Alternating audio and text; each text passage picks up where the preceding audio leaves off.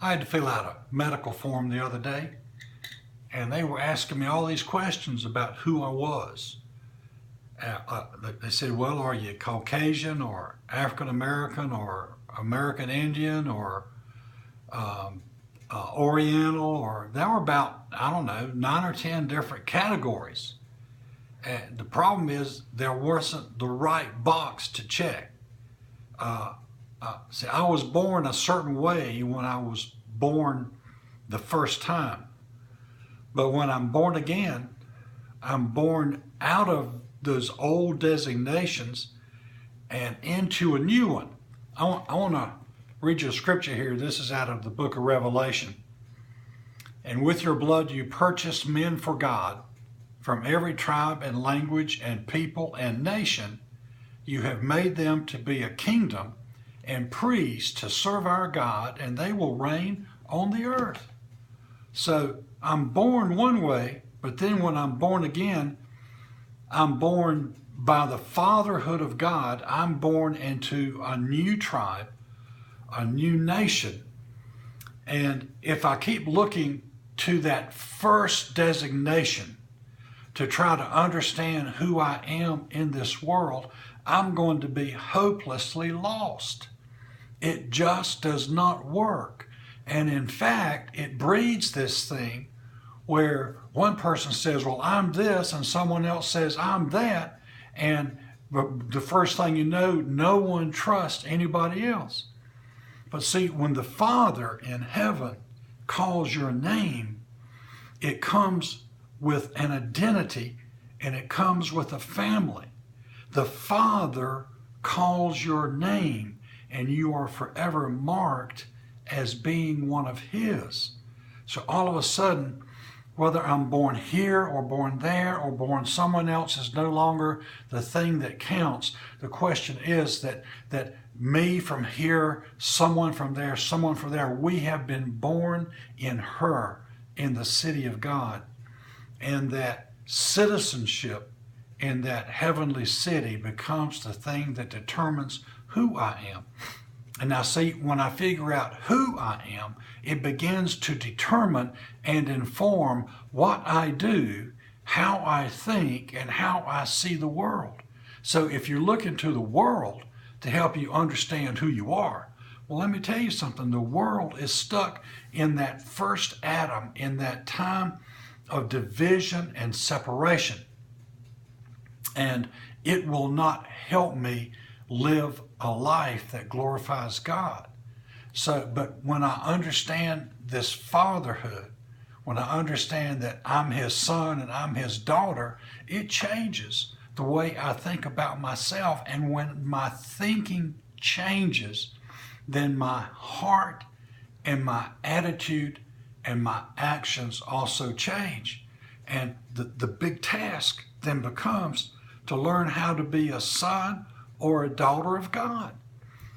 When my sons left home, Gloria and I told him, now, when you come back here to visit, don't knock on the door like you need permission to enter the Father's house. This is your Father's house and your mother's house.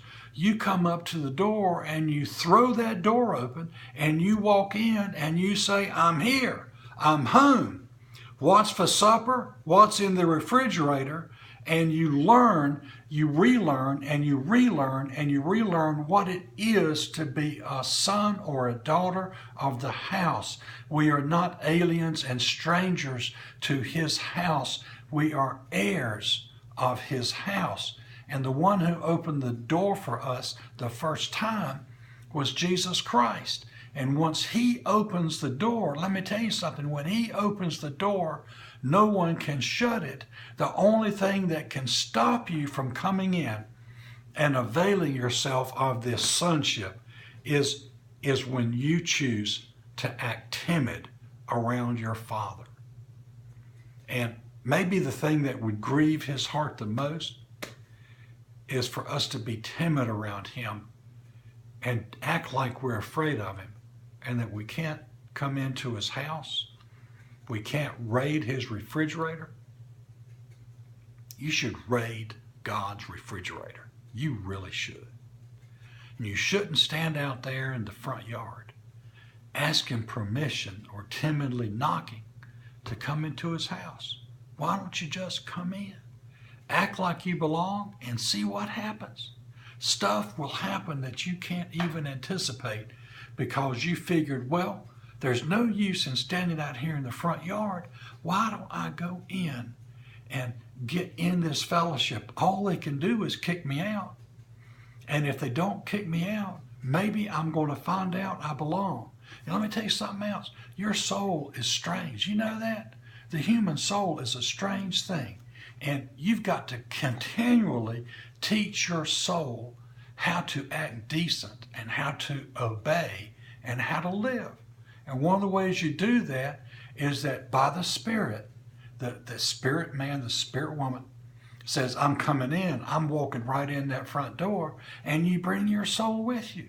And the soul goes, wait a minute, I thought we had to earn something to get here. We didn't do enough right stuff. We haven't accumulated enough good acts, good deeds. We need to do something to pay for this, to get here. And the spirit man and the spirit woman says, no, you don't. That's been paid by Jesus. We've already received full cleansing and forgiveness. And we have a warrant. That is, we have an executive permission to be here. Said in Hebrews, listen, all this having happened to you, enter in boldly into the presence of God.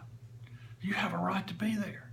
And how do you come in? Well, it said there in Revelation, I read it, it says you're a kingdom of priests. So you enter in because you're part of a kingdom. What's a kingdom? That's the place where a king rules. Who rules? Father in heaven, he's the king. He rules, and you're a priest. You have a permission to come into the very holy place and raid Papa's refrigerator and talk to him.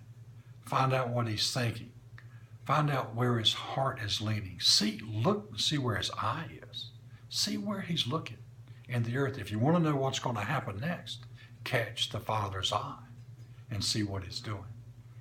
So listen, in this day and time, don't get confused.